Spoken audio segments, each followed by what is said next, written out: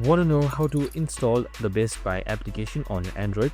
Well, no worries. In this video, I'm going to show you an easy step-by-step guide on how you can do it.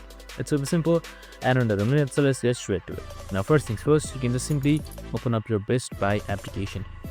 Now, first things first, you can just simply open up your Play Store and then just simply search up for Best Buy. Right here, you can see the search bar, just simply like that, and then search up Best Buy.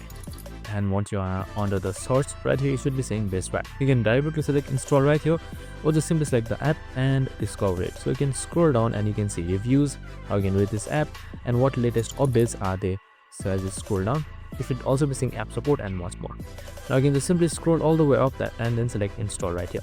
And once that is done, your Best Buy should start installing, and after a while it should be completed and you can use it normally. And that's it, super simple and easy. This is how you install Best Buy on your Android. I hope this video helped. If it did, make sure to like, subscribe and tune in with us for more of these videos. See you in the next one.